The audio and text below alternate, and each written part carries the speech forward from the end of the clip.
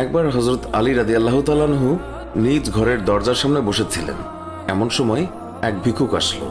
আলী রাদিয়াল্লাহু তাআলা আনহু তার সন্তানকে বললেন, যাও ঘরের ভিতর থেকে তোমার মা ফাতিমা রাদিয়াল্লাহু তাআলার কাছ থেকে 1 দিরহাম নিয়ে এসো। ঘরের ভিতর থেকে ফাতিমা খবর পাঠালেন যে ঘরে মাত্র 4টি দিরহাম আছে, ইফতার এবং বাচ্চাদের খাবারের জন্য। এই কথা শুনে হযরত আলী বললেন, বাহ, তোমার দেখে দিরহামের প্রতি ভালোবাসা আছে, যাও গিয়ে সব দিরহাম নিয়ে আসো।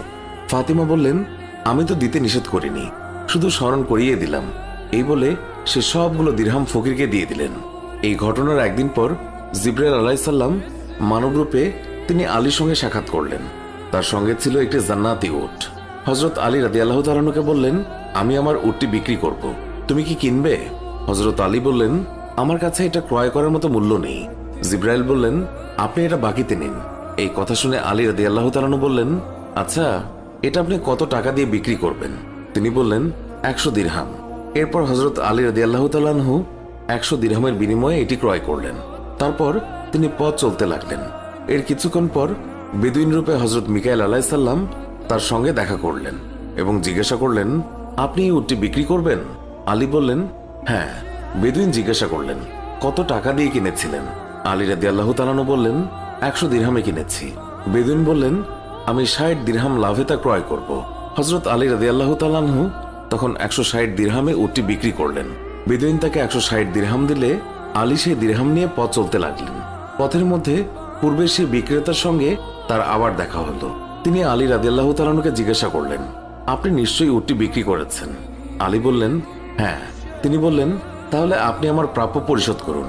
এরপর আলী রাদিয়াল্লাহু তাআলা আনহু তার কথা মতো 100 দিরহাম দিয়ে দিলেন। তখন তার সঙ্গে ছিল বাকি 60 দিরহাম। তিনি 60 দিরহাম নিয়ে বাড়ি ফিরলেন এবং ফাতিমার সামনে সেগুলো রাখলেন। ফাতিমা রাদিয়াল্লাহু তাআলা আনহা তিনি জিজ্ঞাসা করলেন, এত দিরহাম কোথায় পেলেন? তখন আলী রাদিয়াল্লাহু তাআলা আনহু বললেন, আল্লাহর সঙ্গে 6 দিরহাম দিয়ে ব্যবসা করেছি, তিনি আমাকে 60 দিরহাম দিয়েছেন। তারপর সে হযরত সাল্লাল্লাহু আলাইহি ওয়াসাল্লামের কাছে গিয়ে সব ঘটনা খুলে বলেন। তখন সাল্লাল্লাহু আলাইহি ওয়াসাল্লাম বলেন, তুমি কি জানো যে সেই পথের প্রথম ব্যক্তি ছিল জিবরাইল আলাইহিস সালাম আর ক্রেতা ছিলেন মিকাইল আলাইহিস সালাম? এরপর তিনি বললেন, শোনো হে আলী, আল্লাহ পাক তোমাকে এমন 3 রত্ন দান করেছেন যার তিনি কাউকে দান করেননি। তোমার স্ত্রী জান্নাতের রমণীদের সর্দারনি, তোমার পুত্রদ্বয় জান্নাতের যুবকদের নেতা, আর তোমার শ্বশুর নবীদের সর্দার। সুতরাং আল্লাহর এই দানের জন্য তার কৃতজ্ঞতা করো এবং সেই সব নিয়ামতের ব্যাপারে তার প্রশংসা করো যা তোমাকে দিয়েছে। বন্ধুরা, এই ঘটনা থেকে শিক্ষণীয় হচ্ছে, দান করা অতি উত্তম, অতি মর্যাদাপূর্ণ নেক আমল।